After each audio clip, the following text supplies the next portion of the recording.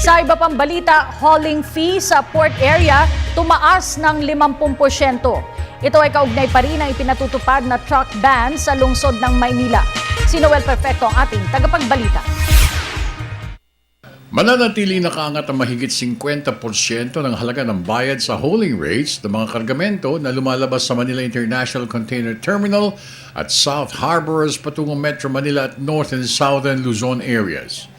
Ito na pagkaisahan ng Confederation of Truckers Association of the Philippines matapos na mahabang pagpulong ng mga nito kung saan napagkaisahan na patuloy na nakataas ang halaga ng pagdala ng mga cargos habang nakapasa ang traffic ordinance ng lungsod ng Maynila na nagbabawal sa mga truck na duduan sa lansangan ng Maynila alas 5 ng umaga hanggang alas 9 ng gabi.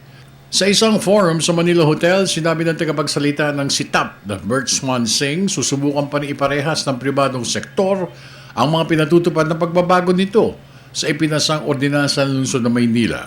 Ngunit mahalaga rin iangat ng mga truckers ang halaga ng hauling rates upang makabawi sa oras na nakatenga ang mga truck sa mga puerto.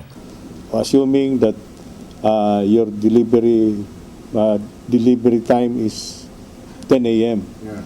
So you have to fill your truck as early as 5 a.m. dito sa port. Eh hindi lang naman ikaw mag-isang nag-fill doon. Dami nyo, dagsa kayo pupunta. Queuing.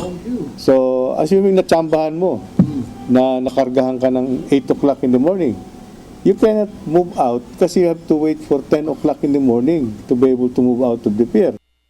Kaysa rin ng ibang grupo ng mga stakeholders na nangangalakal sa aduana, Port Users Confederation of the Philippines, Aduana Business Club Incorporated, at iba pa mga importers, forwarders at exporters ay pinatupad na 50% increase sa hauling rates ng Truckers Group.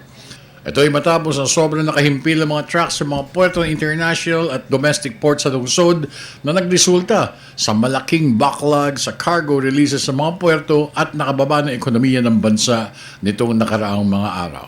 Para sa Telebisyon ng Bayan, ako naman si Noel Perfecto.